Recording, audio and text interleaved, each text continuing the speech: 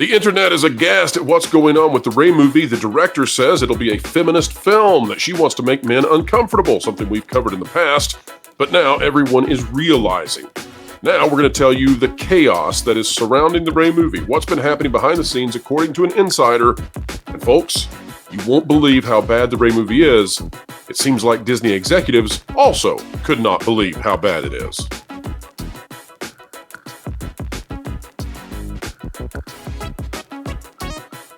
Hello, folks. Welcome back to the WDW Pro Channel. A joy, as always, to have you here, explaining entertainment, keeping you ahead of the culture curve. And, of course, this is the channel where, exclusively, it was broken across the internet that Daisy Ridley would be returning as Rey in the Rey movie, that it would be announced at Celebration. And all of that, of course, coming before anybody else had it. Not to toot our own horns, but because we're going to get into some stuff today that it needs to have that context surrounding it, so you know the pedigree of what we're bringing to you. Also, folks, this video is going to be heavily steeped in rumor and speculation. Everything we say should be taken with a grain of salt, because we cannot corroborate this, nor do we want to be able to corroborate this, because that would require official documents, which we do not have and we do not want to see. That said, we have sources who have been right in the past, and we're going to attempt to be correct today also. But again, rumor and speculation specifically. Joining us today is Coach of Echo Base Network as he takes a sip for the morning. And we have Coach Campbell, who never takes a sip for some reason. So bizarre. Oh, boy. Okay. Hey, everybody. All right. Well, gentlemen, let's get started. Coach, it's been too long, but we're going to have a lot of fun today. And I'm just going to go through what I have been told. I'm going to paraphrase this, folks, and let's get started. First of all, I am told that when the Rey movie was started and put into development, that this was a movie that had a purpose, but it did not have a story. And so what I'm being informed of is that was the problem number one. And folks, we will get to Charmaine Obaid-Chinoy. I promise. Hang with us while we get there. But that this was a Disney C-suite initiative, allegedly. As Bob Iger was coming back in, he wanted a Rey movie. He wanted to redeem the sequel trilogy. And Lucasfilm was very excited to do a Rey movie when that was placed on their table, when that was said, this is the initiative, this is what we want to do, because it gave them another shot to bring back Daisy Ridley and to have her separated out from all of the original trilogy characters and story. They got to do something brand new. They were all very excited about that. The problem was that when they announced this thing, there's nothing behind it other than a Rey movie. The announcement was literally all they had at the time. And so I guess starting off, guys, this is a very inorganic product. So usually in Hollywood, or at least oftentimes, you get a script and you look at the script and you decide what you do with the script. And in this case, they had an initiative. Coach, your thoughts on the idea they announced something before they had anything planned whatsoever, and that they put Daisy Ridley out on the stage with nothing other than, we're doing a movie. Yeah, it makes perfect sense that they would do that. Now, it's not logical that they would do that, but Disney and Lucasfilm especially are practitioners of the illogical. That's what they do. With so many things that have gone wrong for Star Wars and Lucasfilm, with each passing Disney Plus show, there is a decline in viewership. Like it literally, it is a constant line that is decreasing every single time, starting with the Book of Boba Fett. It was terrible. And look, there is no Book of Boba Fett season 2. Not going to happen. It went to Kenobi. There's going to be no Kenobi season 2, even though Ewan McGregor and Hayden Christensen are both publicly on board wanting a season 2. Two Star Wars Hall of Fame alum want to return, and they can't because Disney and Lucasfilm are not going to allow it because it was a train wreck. And then Ahsoka, declining viewership, not going to happen. So it's like the fandom, all the fandom's eggs pretty much were in Dave Filoni's basket, and the Mandoverse is on really shaky ground. So they announce Daisy Ridley's return. Interesting. If you go all the way back to the announcement, there is wide speculation that Rey Skywalker Palpatine, Daisy Ridley's character, will not even be the main protagonist of the film. She's just going to be in the film. We don't know what is happening. I think they are grasping at straws. They're doing everything they can to make it appear that Star Wars is in a healthy state, and the world knows that it isn't. Well, Coach, it's funny that you say that, because that's a great segue on two sides. First of all, you're exactly right that Star Wars was in decline, and that apparently caught the attention of the Disney executives. Of course, you don't know what we're going to be bringing out. We wanted you to be fresh and have new eyes and ears at what we're going to talk about, yet you're right on track. So according to the source, Disney executives were not blind to the fact that they were receiving diminishing returns out of Star Wars over the past year and a half. However, what really caught their attention was the terrible, terrible performances of Willow and Indiana Jones, The Dial of Destiny, and specifically Indiana Jones, The Dial of Destiny. And that caused them to be very concerned, not only with Dave Filoni, but also with anything to do with Kathleen Kennedy. Specifically, the highest levels of the Disney C-suite were just appalled and felt like they had to have a greater touch, a greater control on this. Another thing that apparently worried Disney executives was that they saw a familiar pattern, and that they saw a spinning wheel of people coming in and out of this project according to the whims of Kathleen Kennedy and what she was aiming for. Now, where this all gets very interesting is, I am told that the C-suite then decided that they would become more involved in the Rey movie after the WGA strikes had ended. And when they came on board, apparently they were very displeased with what had been done. And so I want to give you guys a rundown of two iterations of the script that I have been told existed. Folks, I haven't seen the script. I don't have any hard proof of this. But again, when it comes from someone who helped us tell you that the Rey movie was coming, I take it pretty seriously. And Jonas, I want to get your take on this first afterwards. So, there are two iterations of the Rey script that I am aware of that I can talk about according to rumor.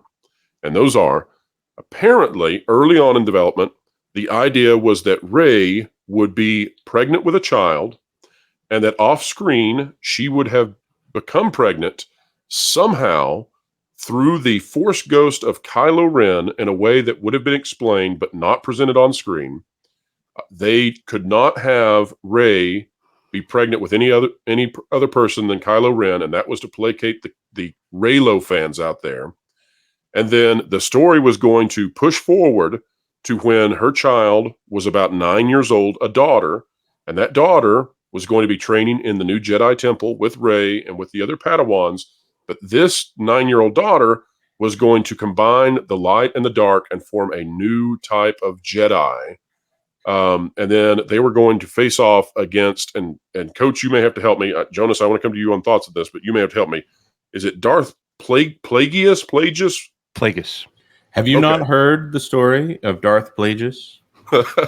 Well, apparently he was going to be back, and so that was the first iteration of the script. Oh man, that's a reach back, isn't it? Oh my. So Jonas, explain us. So that was discarded. They did not feel that would quell the complaints about Rey being a Palpatine, and they didn't want to fool with that. There were also concerns that Daisy Ridley's character was a side character, and that her daughter would be the lead, and that was going to be an issue. Jonas, your thoughts on what you've just heard, as well as Darth. Help me again, guys. Plagueis or Plagueis? Generally, I say Plagueis, but I might be off on that, Coach. Yeah. Look, I'm from Alabama. We say Plagueis. There's that scene with the bubble opera in I'm going to say Revenge of the Sith, where Palpatine talks about, have you ever heard the story of Plagueis the Wise? And he does like 3 evil head turns in one conversation. Yeah. About how, the Sith have abilities that some might find unnatural. Anyways, okay, so under tasteful filmmakers, they have handled birth in Star Wars and conception in Star Wars tastefully. Obviously, Shmi Skywalker, immaculate conception there. So let's just admit you really wanted a Reylo baby, and now you're mad. No, I think I think if they were going to do a romance in Star Wars, they should have done it over 3 films. If that was the decision they were going to make, but tacking it on to the 3rd film after these people have been basically just fighting each other, it's weird. It's silly. That's sitcom writing right there. Nothing against sitcoms. I love them. But Okay, so obviously you have Anakin's birth and you have the birth of Luke and Leia that are both in Star Wars and whatever. So there is a world under a tasteful filmmaker that you can do this. I cringe at the thought of it because I'm so prejudiced against what Lucasfilm does right now.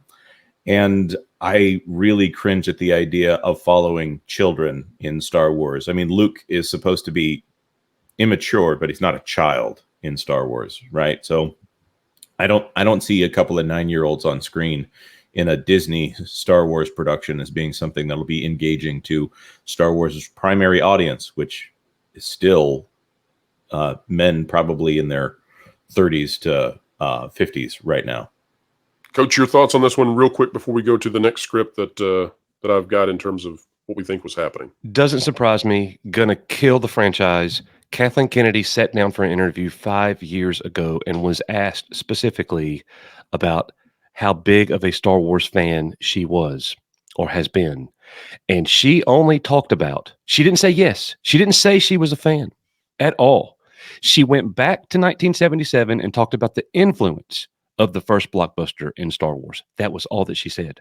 She doesn't know a thing about it. And when you're talking about the balance of the Force, George Lucas is on record multiple times saying that the balance of the Force is the deletion of the dark side, where there is only the light.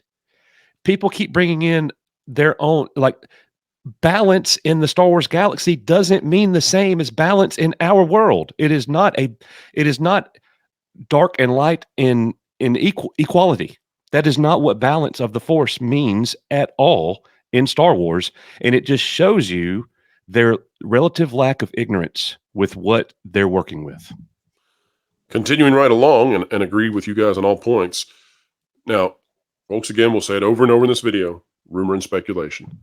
But what I'm told is that following this script, that this script didn't really have a lot of oversight from Disney executives beyond Lucasfilm. It's the second script that, and I'm assuming here, Jonas, that Mr. Knight came in to replace the original writer, and that I'm assuming, although I think I'm right on this because of the timelines, that this is the Knight script we're going to be talking about next. And that one, where Disney became involved, that involved Rey and Finn fighting against a villain, a new villain, who was a combination of a Night Sister and a Sith. So a Sith who had learned to take on the powers of the Night Sisters and combine the Force with the magic of the witches, and that Rey and Finn would be combined together to take on that foe. I'm also told that Grogu would make a cameo in both of these, but that Grogu had been scaled back dramatically due to needing to save him for the Mandalorian movie and because of the change in production and releases related to the strikes that were going on. Now, where this became problematic is that apparently the executives took a look at this and they felt that this was too Marvel. And that's the quote that I've got here, too Marvel. And the reason is it felt like it was a side quest adventure. It did not feel like this was a bigger thing than what had happened in the prior 3 movies. And so it came off, without the wind in the sails. The issue there, I'm told, is that there's frustration on the side of Lucasfilm. And usually I don't defend Lucasfilm, and in this case I will.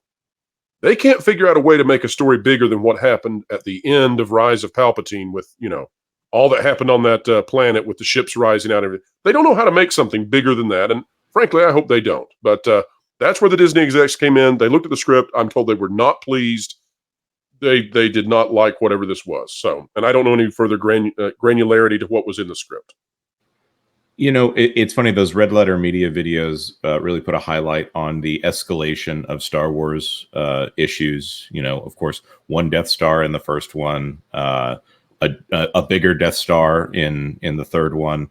And then by the time you get to Phantom Menace, you have 4 plot lines going on all at the same time. Scaled down to Revenge of the Sith, which is a global conflict played out between 2 men on a lava river, which I mean, it's hilarious to say that. But then once Disney came in, you have a planet-sized Death Star that somehow can have laser beams turn in space to kill multiple planets at the same time, somehow topping that with a thousand. You don't believe in that pool shot, Jonas? 1,000 Star Destroyers that have been built by cult acolytes or whatever you want to say over how many years, and Sith lightning that can destroy entire fleets. I think that the escalation of Star Wars has made it to where they probably just need to cool it. And if you're going to go small, go with a Han Solo type character. Go with Finn doing an adventure on his own. I actually like Solo. It's not perfect, but I like Solo. It's a very localized story. And I think if you're gonna try to revive the brand, you need to go small. Mandalorian, Solo, Finn doing an adventure on his own. My goodness, I would actually love to see something focus on John Boyega right now. All this stuff about Witches of Dathomir, that is not what the general fan base is interested in. The Dathomir witches are the dork age of Star Wars, where people have to explain what it is, and the only reason they like it is because, okay, some connection to Darth Maul, but Darth Maul's probably not going to show up in these. Well, I take it back. It's Lucasfilm. Maybe he will. Coach, would you have been excited at all with a potential Sith character combined with a Night Sister? Is that at all exciting? No, it's not. But the second script that you speak of, Pro, definitely makes sense if you take a step back and look at it with reason and evidence. One, we know that all of a sudden, one day, not very long ago, John Boyega had a completely change in position. He went from, I will never do Star Wars again. They treated me horribly. I will never go back there. It was a terrible experience. And now everything's rainbows and sunshine. I had not thought of that. He would be willing to come back. All of a sudden, that happened. Okay. And the second thing is with Filoni's elevation as the supreme executive at Lucasfilm, where he will be involved from the beginning of every story. Definitely makes sense to mix in some Witches of Dathomir, doesn't it? Because that's Filoni. That's him. He loves it. It's part of his familial background. And thank you for connecting those dots for me, because I had not thought about the change in position from Boyega. Now that you say that, they would have had to have reached out to him before they would do an entire script that featured his character. They would need a green light from him that he would be willing. That's very interesting. Well, let's talk about then the fallout from the C-suite, according to what I've got. And that is that for whatever reason, they didn't like either of these. And so I don't know, I don't know what we get. I don't know if we get parts of these scripts all put together and scrapbook together. That was the Indiana Jones thing. I don't know if we get a completely new script. I don't know. What I do know is that apparently the Disney executives brought in a new team to do a risk assessment. And I'm going to try and say this. I'm not going to paraphrase this for you guys. I'm going to try and say this exactly as it was put to me. It was a net negative, leveraged lead-in product, was the assessment under almost every scenario by a risk assessment team. And what they were assessing is that in almost every scenario that they could conceive, that this actually would do damage not only to Star Wars, but also to the sequel trilogy characters. And part of that assessment was they looked at the possibility, excuse me, guys, they looked at the possibility of what this could make at the box office. And it was very unlikely that it could surpass any of the original trilogy films, which would then make the Rey character look diminished. It would also indicate that Star Wars was on a decline. They also looked at the merchandise. They found that market analysis showed that there was not great excitement for Rey or any of these other characters, and that this did not have great potential to lift up any of their merchandising partners or opportunities there. And they were even concerned that putting this out there had the potential to harm the theme park expansions more than just letting this sit and not touching it. So Lucasfilm has never had this kind of influence come in from Disney proper. And they definitely according to the source, were not prepared for a risk assessment of what would happen if they make this movie. I'm also told that for many, this felt like the rug being pulled out from underneath them because they had been given the initiative to make a Rey movie. And now that the Rey movie was being made, Disney suddenly had cold feet. They didn't want to go into it anymore. So that then led to what we've been reporting on the channel, although I didn't know all of this backstory. And, who knows? It's still rumor and speculation. But we've reported twice that we had heard that the Rey movie's budget was being looked at to be cut. And so I want to give you guys a number out here because I was on the road yesterday and I played around with this in my head. So let's say that the most recent number that we heard is true and that the Rey movie was cut down to $175 million for its production budget. Okay. Now, if that's the case, and if it has a $100 million marketing spend, then this movie, in order to return the normal investment, right, the normal expectation for what a movie will make you, it needs to make $600 million because they don't want to make this thing to break even. They want to make a profit. It needs to break $600 million. Coach, on Echo Base Network the other night, you and I in the panel talked about this, what we thought the movie could make. Is there any world, and Jonas, same to you, is there any world in which a Rey movie makes more than $600 million globally? Yes. Explain, Jonas. I don't know. I think if they, I actually think that a tighter budget means that they might be more disciplined in their filmmaking and put some writing on the front end. This is agnostic to the fact that it is Star Wars and the history here. If Disney's recent track record is any indication, if they've got something that has been not untarnished, but at least untouched since 2019 from a theatrical perspective, most people are not watching the Star Wars shows on Disney Plus.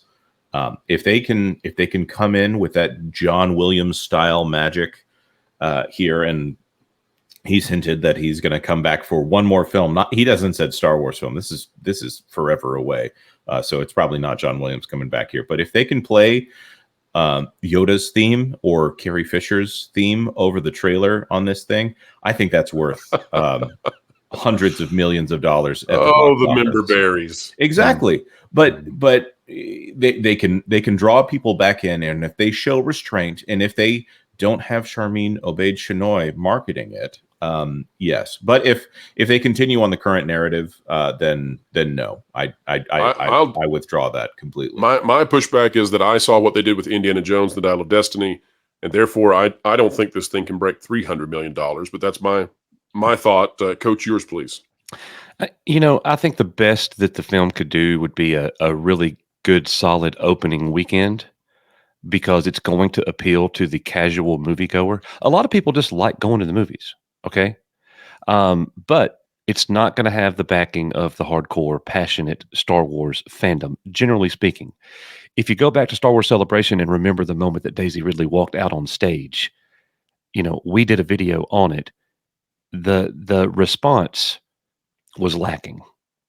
And we're sitting back, you included us in on the reveal that it was going to happen. We knew it was going to happen. I've heard they didn't like that, by the way, Coach. Yeah, we knew it was going to happen days before it happened. And when she walked out, we were like, there it is. Everything Pro told us just happened before our eyes. And if you don't believe it, guys, there's video evidence of everything to substantiate that. So we watched it happen, and you're sitting there thinking, what a terrible decision.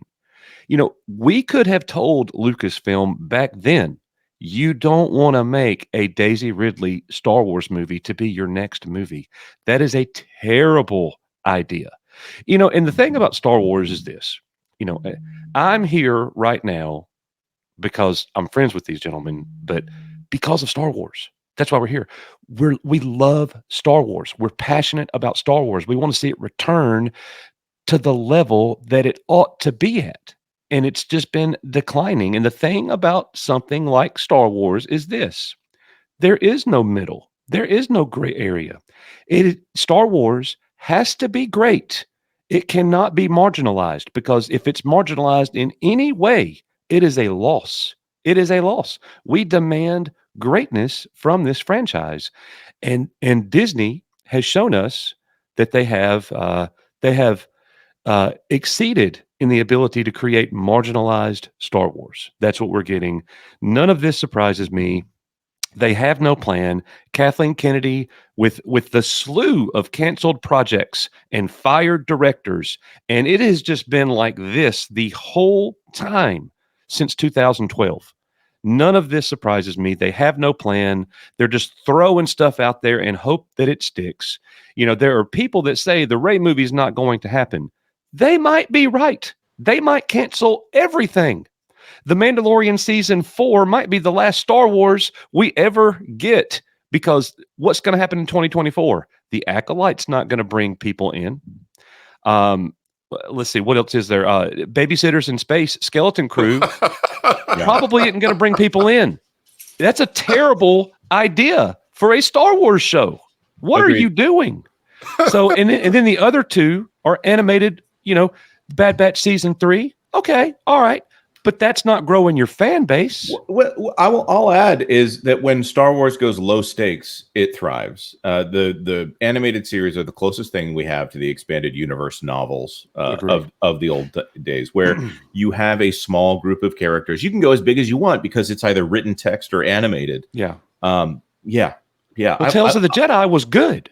It was good. I enjoyed watching it. Of all things that we've gotten, it was good. But that can't carry a franchise. Right. Tales of the Jedi season 2 in 2024 is not going to carry it. So interest is going to continue to decline. The constant line continues to go down. So then let's talk about the marginalization of Star Wars, because now, folks, we are here at the Charmaine Obaid-Chinoy part of this. And that is because there was so much to get through to get here, but I'm so glad you all are still listening, and we plan to deliver the goods right now. Before we do so, I want to say, too, that we will have a major story. If everything pans out the way we expect it to, we'll have a major story on the Acolyte Monday. So be ready for that one. Way spicier than anything we've covered on the channel. I'm a little worried about covering that one. I'll be honest. We're working on it.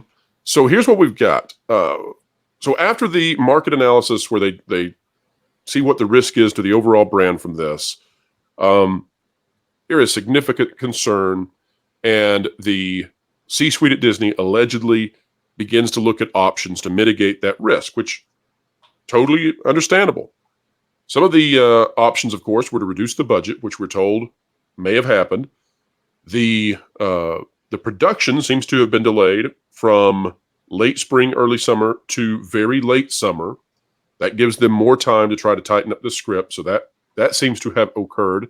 And we think we've got some stuff that verifies that. So that does take this out of rumor. Just that part, though, folks, and does seem to corroborate what the individual's saying.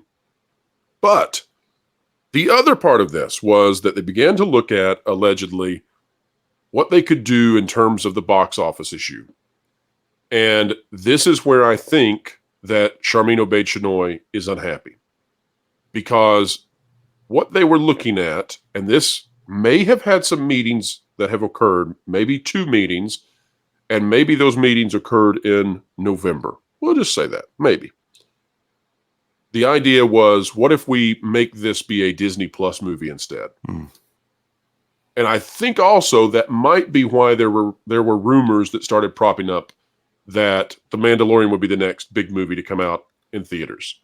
I think somebody got an inkling of that.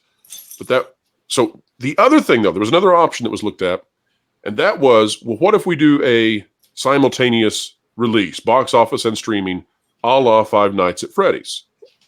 Whatever, by doing that, you can mask the box office numbers. So if it's Disney Plus only, you've made a Star Wars movie, you've got your Rey movie, you only have to face off with Nielsen then. And how many people actually pay attention to Nielsen versus the box office? The other thing is, if you do it simultaneous, streaming and box office, then all you really have to worry about is, are you going to be compared to some of the movies that also did that? But you can play a PR game with the box office numbers then. You can claim that it's the biggest Disney Plus show ever, and then the fine print say, since Hocus Pocus 3. So, which by the way is not out. They did that, by the way, with Hocus Pocus 2, and I forget which show. The Little Mermaid. They came out and said that The Little Mermaid was the biggest movie ever. We had articles, and then you get to the very end of the article, and in italics and in font size 5, it would say since Hocus Pocus 2. Mm-hmm. So guys, what do you think about well, let me finish the thought. I started to stop there and have conversation, but let's wrap this up by saying what I am told is that Charmaine Obaid-Chinoy is an activist. What do activists do? They activate the press to their publicly. side. Yes. Exactly. There have been thoughts about, why is she doing this? Why is she already, has she hired a publicist? Chris Gore did a fantastic analysis and actually scared the living daylights out of me while I was on the road yesterday because I thought, oh no, he's already got the scoop on me. Darn you, Chris. But we were able to get this out here, I think, exclusively. But the thought is this. Charmaine Obaid-Chinoy wants the biggest budget possible. She does not want to be downsized as a director.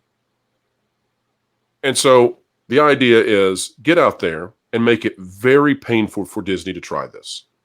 She wants a blockbuster with a $250 million budget, right? She wants the big one. Meanwhile, Disney's scared to death because she was over the Miss Marvel, which was the lowest performing Marvel live action show on Disney Plus. They've got the team behind her is made Willow and Indiana Jones: The Dial of Destiny. And even if they put this thing, with a $175 million budget, we know Kathleen Kennedy, she loves reshoots. So they may reshoot this sucker, into the atmosphere, into the stratosphere when it comes to the total cost. So what can she do, though, on her side without insubordinating Disney? What can she do to keep this from being a Disney Plus special? Well, she can get out there and she can talk about how it's about time Star Wars was under the direction of a woman. And the mainstream corporate press is not going to say, well, what about Kathleen Kennedy? Like, they're not going to push back against her. But she can form this narrative that makes it very difficult for Disney now to try to downsize the film. All right, Pro. So you asked me to look into Charmaine Obaid-Chinoy, and yes, and Jonas, why did I tell you that? Tell the folks out there what the other thing. This will be the last thing that the source had talked to us about. Well, because Disney is looking for a way out, and they're wanting to know about her history. Now, I'm not in the business of trying to help out Disney on this stuff, but I wanted to know if there was anything out there. There are. I was told, and Jonas did the investigating, of course, investigative journalist, but there were big time skeletons. Disney knows there are big time skeletons in the closet. She knows there's big time skeletons, and she need to get ahead of this if their tactic is to use those against her. Go ahead, Jonas. Okay, so I will say I've only done some preliminary work, and from what I can tell, Charmaine Obaid-Chinoy has done some amazing things in the Middle East for women's rights. This is good. A place, yes, it's very good, and this is a woman who has been an activist in an area where you don't just say activism and you make some weird candles and you have your book club kind of thing. She's facing down recognized some of the most evil people on the planet who have done damage to this country in ways that we are still seeing the ramifications of. So quadruply good. Yes. So about 22 years ago, evil people doing evil things to America, and she's faced these people down on their home turf and done a lot of really good work. So you're about to make me really like her, Jonas. What are you up to? What are you up to? This is what I'm saying. She has done some really good work in her activism. That being said, to talk about the counter side of that, as she's making a movie about space wizards for an primarily American audience, American male audience. So when she says things like, I want to make men uncomfortable, okay, I'm okay with her making her usual audience uncomfortable. Her coming in and trying to apply this same brush to talk about guys who want to have a fun time at the movies when they are going to see their entertainment and want to make movies that stand the test of time. I don't think you need to use the same artillery here when speaking to people who want to have a fun time at the movies. Now, a couple messages about how we can be kinder to each other, that's fine. But I see this as a person who is probably being welcomed by American film executives as, oh yes, she's an activist, just in the same way that we need activism. Because one time I was in a meeting and all the guys talked about sports too much, and that was really bad. And I feel like that was the patriarchy. Well, I don't think Charmaine Obaid-Chinoy recognizes the difference, or at least publicly is not going to recognize the distinction between American gender politics and what has happened in the Middle East, which I will avoid describing any of those atrocities that have occurred over there. So she is I think she's a really great communicator, and she knows how to face down true evil with some class as far as promoting herself over there. So the American press, the slip up is not going to be on her part on anything that she's done recently, I don't think. Now, you can dig farther back. It might not be from anything she's posted herself, but this is a woman that I don't think any American male is going to give her pause in the way that she's faced down true evil. And Bob Iger has finally met his match, is what you're telling us, Jonas. Well, it's not going to come from her. The misstep is not going to come from this woman. I don't foresee that happening. Now, anything's possible, but she's done some really great stuff that does not need to be applied to a fun film. Interesting. She's very one note on this subject. So, and folks, we're not here to desecrate the reputation of any person. So we wish Charmaine Obaid-Chinoy the absolute best. We're just trying to report on what we've heard. What we've heard is that if Disney is looking for an out, apparently they think they have a way out. We don't know that to be sure, just like we're talking about this entire video. This is preliminary research on what I've done. There may be something in there that is crazy, but this is a person who has been told from a very young age that she is special, and it is her job to make men uncomfortable and speak truth to power. That is not places. That was good. And that is, but it is not what I want to do when I want to rewatch the Star Wars films again and again for the next 50, 60 years with my grandchildren. See, this is the thing. Star Wars is a let's watch it with my grandkids kind of film. And I don't want to sit down with my grandkids and say, let me talk about how shameful the history of Western civilization is. That's not why we sign up for Star Wars. It has its place to talk about crimes of the past, but not Star Wars. Coach, when I want to understand Star Wars better, there's two places I go. I go to Echo Base Network. I listen to you guys. Thank you. I try to grasp your level of knowledge of the Star Wars universe.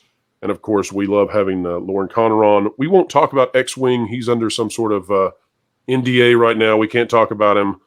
His stash apparently is not quite as curled as usual. I know, it's terrible. It's terrible. We're wishing him a full recovery.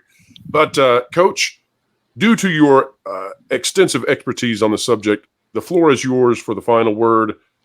After having heard all of this, what are your thoughts? So about Charmaine Obaid-Chinoy, she should be grateful that she's involved in Star Wars in any capacity. As should anyone, right? Absolutely. I don't see her, and I don't think the fandom generally sees her as being deserving of directing a film. There are other people who definitely have demonstrated the ability to direct and do a fantastic job. Bryce Dallas Howard being one, and oh, by the way, she happens to be a female. Even Deborah Chow, who things didn't go all that well with the Book of Boba Fett, or Kenobi rather. My apologies, with Kenobi. But even her, what does Charmaine Obaid-Chinoy know about Star Wars? I don't think very much, especially if you consider the quote that she said the other day that it's 2024 and it's about time that a female got to shape a Star Wars story. Well, she said that in two places too, Coach. It's not a one-time thing. Well, if you go back, the president of Lucasfilm is on record saying, and this is about 5 years ago, I believe, that 6 of the 8 people in her story group are female, and that people would be surprised to know that women are shaping all of the Star Wars stories. That is Kathleen Kennedy right out of her mouth years ago. What, Charmaine Obaid-Chinoy doesn't know that? Oh, she absolutely does. Absolutely does. Yeah. You're so right. I don't know. Here's the reason she's where she is. It's not because of what she knows about Star Wars. It's not because of the documentaries that she's made. It's certainly not because of what she did with Marvel. She's there because she fits Kathleen Kennedy's mold outside of entertainment. She fits the feminist activist agenda, period. That's why she's there. And that is not good for Star Wars. Well, I'll tell you this, the thing that I think damages her more than anything else is that Miss Marvel, the lowest performing live action Marvel film or Marvel series on Disney Plus, and that is in spite of Iman Vellani, who I gather the vast majority of the marketplace, the vast majority of people out there who interact or watch Iman Vellani come away thinking, we love this girl. She's great. She's happy. This is good stuff. If you can manage to make Iman Vellani be unsuccessful in a Disney Plus show, you've achieved in the negative. And so that's, well, folks, that's where we'll leave it. Hey, that's, one more thing, that's bro. the best we know. Go for it, sir. There is nothing Charmaine Obaid-Chinoy can do to make me uncomfortable. She can knock on my front door and offer me a handful of dog droppings. I'm not going to be uncomfortable, Charmaine. I'll stop there. Because we're grown-ups and we're happy to... yes, listen, I feel the same way. I'll pass on that one. And I think it's offensive, I think, to suggest that all men are exactly the same and therefore all men can be made uncomfortable in the exact same way. It renders an entire sex, an entire biology into being a monolith. And that's stupid and offensive and sexist. And we'll leave it there. All right, folks, if you like content like this, consider clicking the like button, share, subscribe. And when you click it, you stick it to the algorithms. It's the notification bell. Drop a comment down below. Let us know your thoughts on the Rey movie rumors that we've reported to you. Again, we're trying to keep that accuracy high. This is the very first scoop of 2024. Jonas, how did we do in 2023? It's pretty high. I actually I stopped keeping track, Pro, because I just assumed you were doing pretty hot, man. 92.5% according to Culture Casino and Lauren Connor, who did the audit. Folks, if you dislike that and think that we're telling you a bunch of lies, take it out with Culture Casino. Go pull on his beard. You can go watch the videos and see how every individual item was graded as well. So there's full transparency on that audit. That's right. If you don't like it, shave Culture Casino's beard. He'll hate you all the more. All right, folks, that's it for today. We hope you had a great one. We hope you are enjoying the brand new year. Get out there and make it better. There's plenty of forces out there that would like to make it worse, make it divisive, make it inflammatory. But you are the antidote to that. Go out there and make your communities a happier place because you exist within them. All right, folks, wherever you are and whatever you're doing, keep learning, keep growing, and keep having fun. Let's fix this up here. This is one big cultural appropriation, don't you think? What do you mean? We're just celebrating the Year of Medmut. There's no thing called the Year of Medmut. There's a dog, but not a Medmut. Where do you get this from?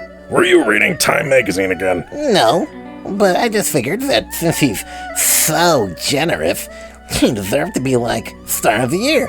The goat, if you will. No. You all know goats are hot. You're just trying to suck up to him to get a membership on our channel, aren't you? Maybe. That's so disgusting. I'd say you should be ashamed of yourself, but trying to butter up to him like that... Then again, it is you. Look, man, butter worked on Jonas. Putting butter on a second-degree burn isn't a solution. Besides that, there's like another restraining order against you going near anyone in the kitchen. But you know what there isn't a court order for? Subscribing to WDW Pro and bookmarking thatparkplace.com, where John Trent is editor-in-chief, so you can keep ahead of the culture curve and get accurate information, which will also keep you from getting burned by the mainstream media. So you are saying I did a sick burn? You're an idiot. Now clean all this up. Yeah, I'm not cleaning it up.